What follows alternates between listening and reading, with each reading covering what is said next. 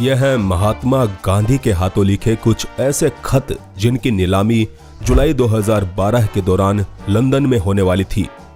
लेकिन इस नीलामी को रुकवाकर इन चिट्ठियों को भारत सरकार ने 7 करोड़ रुपए में खरीद लिया। भारत की सरकार ने उन चिट्ठियों को खरीदे थे 7 करोड़ के आसपास की रकम देकर के, और फिर इन्हें ऐतिहासिक दस्तावेज संभालने वाले विभाग में महफूज रखवा दिया। गांधी के इन खतों का जिक्र एक मशहूर अमेरिकी लेखक ने अपनी एक किताब में किया और इस किताब को भी भारत के कई राज्यों में बैन कर दिया गया। The Maharashtra government has decided to ban this book.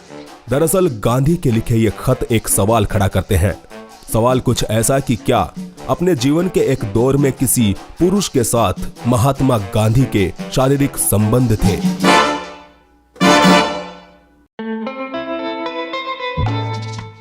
यह खत गांधी ने दक्षिण अफ्रीका में रहने वाले एक शख्स को लिखे थे जिसका नाम था हरमन कालेनबाख।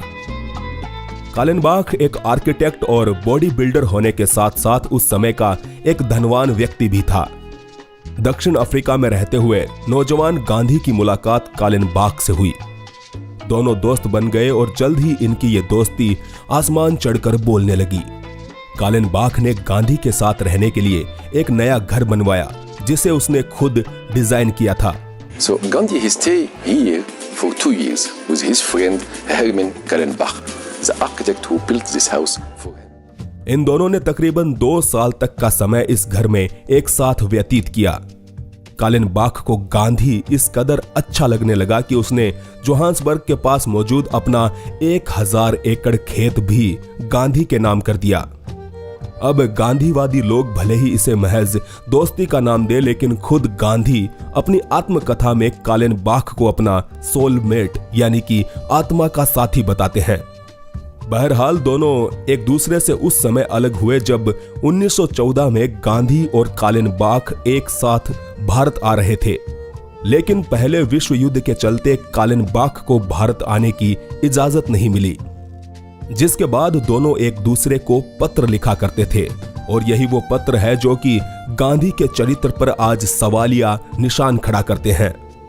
गांधी द्वारा लिखित इन प्रेम भरी चिट्ठियों का वर्णन लेखक जोसेफ लेलीवेल्ड ने अपनी इस किताब में बखूबी किया है, जिसके मुताबिक गांधी ने एक पत्र में लिखा कि तुमने मेरे शरीर पर पूरी तरह नियंत्रण कर लिया है और यह गुलामी मुझे हसीन लगती है। How completely you have taken possession of my body. This is slavery with a vengeance. दोनों इन पत्रों में वादा करते हैं कि वो एक दूसरे से इतना प्यार करेंगे जितना कि आज तक दुनिया वालों ने देखा तक ना हो। The two then pledged to each other more love and yet more love, such love as they hope the world has not yet seen. इसके अलावा गांधी एक खत में कालेनबाख को लिखते हैं कि मेरे बिस्तर के पास आज भी रुई और वैसलीन पड़ी है जो कि मुझे हमेशा तुम्हारी याद दिलाते हैं। Gandhi had cotton wool and Vaseline next to his bed, and also that it was a constant reminder of Kallenbach.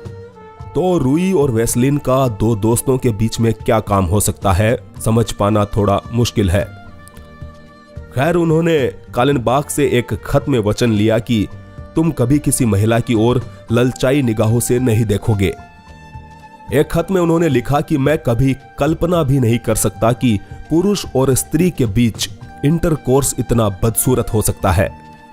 सन 1933 में भेजी चिट्ठी में गांधी ने अपनी पत्नी को सबसे जहरीली औरत बताया। इन पत्रों को आधार बनाकर जोसेफ लेलीवेल्ड ने अपनी किताब ग्रेट सोल में दावा किया कि हरमन कालेनबाख के साथ रहने के लिए ही गांधी ने अपनी पत्नी से किनारा कर लिया और ब्रह्मचर्य धारण कर लिया। हैरानी की बात है कि खुद गांधी की पत्नी कस्तूरबा गांधी भी अपनी डायरी में लिखती है कि कालेनबाख के सानिध्य में आने के बाद से मेरा पति मुझसे दूर होता जा रहा है। जाहिर है कालेनबाख ने भी गांधी को पत्र लिखे थे, लेकिन वो पत्र आज तक नहीं मिले। शायद गांधी जी उन्हें संभाल कर नहीं रख पाए।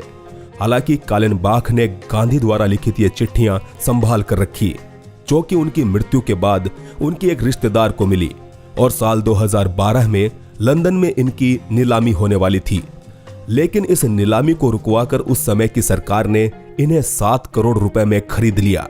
India's Ministry of Culture looked through these letters and wrote back to the government, it is, quote, the highest priority that we purchase these right away.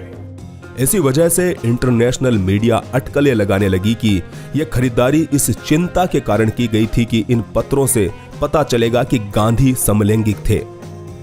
दोस्तों, समलैंगिक होने को हम बुरा नहीं बता रहे और ना ही कानून के अंतर्गत ये कोई अपराध है, लेकिन अगर वही शख्स सत्य को छुपाए जिसने दुनिया को सत्य और अहिंसा का पाठ पढ़ाया हो तो चर्चा तो बनती है। खैर, वीडियो अच्छा लगा हो तो लाइक जरूर करें, अपने दोस्तों के साथ शेयर करें और हमारे चैनल पर अगर आप नए हैं तो सब्सक्राइब करके जरूर जाएं। धन्यवाद।